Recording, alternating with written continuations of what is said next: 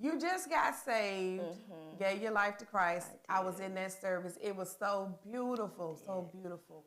Can you please tell the audience, like, what made you make up your mind to be saved? Or was even your mind made up at the time? You know, tell us like about your experience.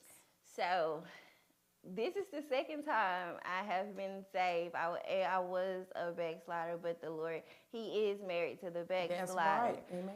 So the first time it just happened, like it was in April, it just happened. I told my mom, I said, maybe it wasn't supposed to hit me because Bishop was talking to a whole nother person. And I was like, maybe it wasn't supposed to hit me. And then the devil came in. He was like, you ain't ready, you ain't ready. And I was so young. Well, you're not too young to be saved. Right. But I was so young and I let the devil manipulate me out of it. I left God. God never left me.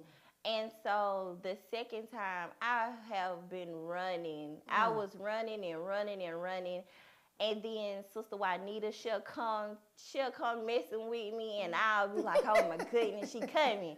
And I want to say it was a Friday night fire, I was by myself after I got prayed for. And the Lord was just on me so bad, and you can feel when the presence of the Lord is on you because your body gets so hot and so warm, and you try to fight it. But you came over there, and you was talking to me, and you was like, open your mouth, and it was like, tears just started pouring out, and you never know how much a person, like they don't know you or nothing like that, and they come to you and they be like, just open your mouth. And it felt so hard to open my mouth.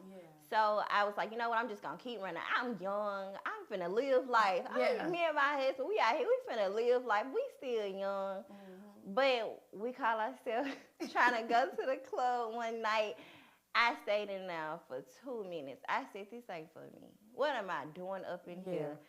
All I know is I said, what am I doing up in here? And that next Sunday, the lady, she had an accident at the church, and she wasn't breathing, and she came back, and everybody was praying. And I said, God is real. I knew He was real because I was raised up in the church, and like you said one night, you said, I was a church devil. I was one of the biggest devils in church. I would literally come from the club on a Saturday. My mama said, if you can go to the club, you can get up and go to church. I would go to church with a migraine from a hangover. And I was like, Lord, I'm just being up in here just because to make my mama satisfied. But after that, I knew, I said, this is my time.